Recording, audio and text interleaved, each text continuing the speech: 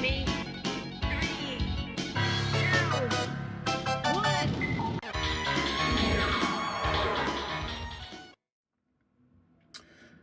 Hello guys, tuning you back again. This week we're going to do a review on the 8bitdo Ultimate 2 wireless controller.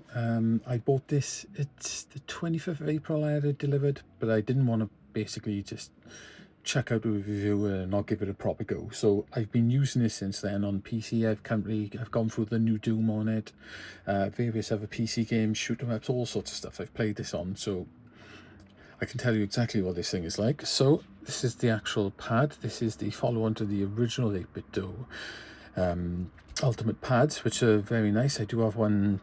I was using one currently on my PC, but this is a replacement for it. But I'm using that on the Switch now, and the other one is in my PC in the cab. So the new version. So what do you actually get with the new version? You get new TMR sticks. These are, you shouldn't suffer from any drift. These uses magnets instead of potentiometers, and these are the new versions. They take less power and they're more accurate. They're very nice indeed. It has, I was a little bit worried about this. It has a clicky joypad. See if you can hear it. So basically there's 4 buttons underneath this pad. I will admit that every pad I've tried like this so far, I've hated it and I don't find it very accurate, but this one is surprisingly good. It works really well for shoot 'em ups and various other things. I've been using it quite a bit. I actually quite like it, which is shocking because I normally hate these pads. I do sometimes occasionally push an extra input, like when I jump I got a tendency sometimes to push up, but you know, that's my own fault and I need to adjust to it. But yeah, shockingly this pad actually works surprisingly well. You've got your 4 Xbox style face buttons. The sticks are obviously offset like Xbox as well.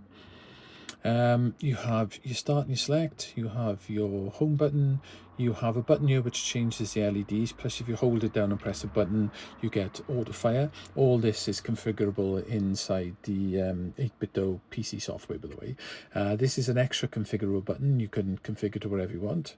This one is for your profiles, because you can set 3 profiles on this stick. So if I turn this around, you basically your standard buttons. I will show you what these do. You got your standard triggers, you got your standard bumper buttons, and you got 2 extra buttons in the middle by here, which take a little bit of pressure to press. And to be honest, they do not bug me at all, and they're extra buttons, so that's quite a clever idea.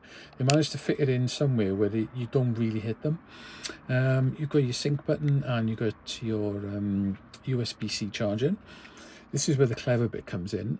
When you've got these switches switched over here, these analog sticks are now buttons. You can hear them as clicking as normal buttons.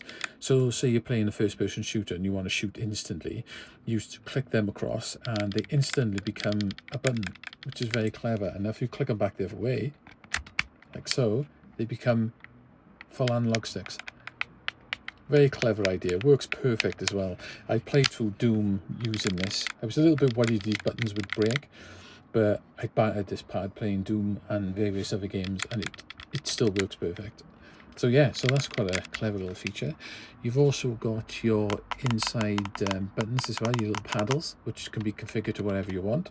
Like sometimes you can use it for jump, you use one for reload in first-person shooters, or I don't know, you could use it for handbrake in race games, whatever. But they're in a very nice, comfortable place. As I got a bit of black fluff on there.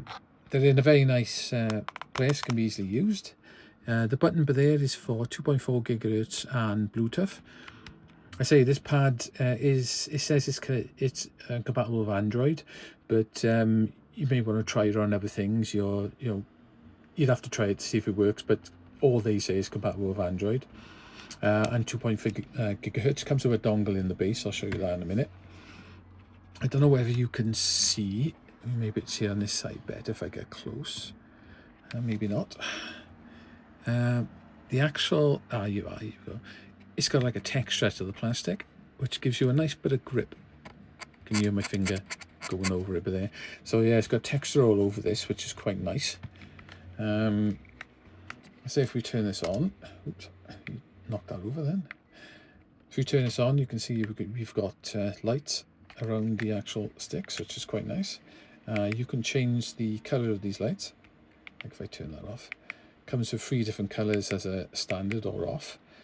And then if you press the profiles, you can actually configure these to do various things, or any colors you want, essentially, depending on your profile. Profiles can be used, like I've got one normal profile, I've got one set up that reverses this for first person shooters.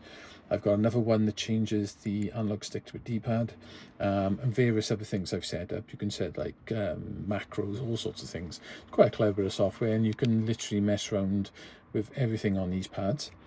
So the base is quite nice. It is a standard USB-C connector, but it comes with a USB-C to standard USB cable for charging.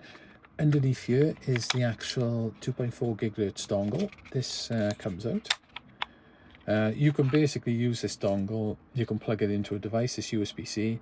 You can plug it into a device and use it, but I was plugging it in the PC and using it until I realised, because I charge this off the PC anyway, I realised that if you just leave this in the base, it'll basically just work on the PC like a standard pad, like a wired pad almost. So yeah, so I just leave it in the base.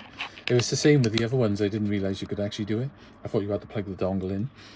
So it comes with a nice sturdy base with a nice grip on it as well, so it doesn't really move around, which is quite nice, as you can see. And then you just dock it on to work. No problems docking, you just chuck it on and it works. It does light up underneath here. It's got a little light bar to show you when it's actually charging. So yeah, I've been using this pad on various games now. It works really good for shoot maps. It's brilliant for first person shooters. Feels really comfortable in the hand. Buttons are nice. You've got very nice features and stuff. Pretty much just like the older version of the pad. Just some nice extra features, you know, with the TMR sticks, the lighting, the slightly different joypad, the extra buttons and things like that.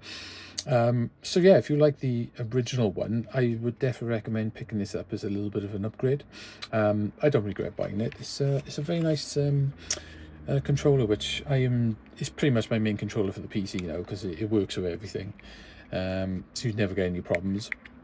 So you really need an X controller sort of to work on the PC, because otherwise you get problems. So your standard like Xbox type controller is pretty much the best controller for a PC. So yeah, done you a quick review, guys, but definitely recommended. This pad is very nice indeed, with a strangely good clicky D-pad, which is a bit weird, but yeah, very nice joypad indeed. Definitely recommended. I paid in April, I paid $49.99 for it when it came out. I don't know whether they're on sale or they've come down a bit, but that's how much it cost me, and it's definitely worth it. It's a very nice pad indeed.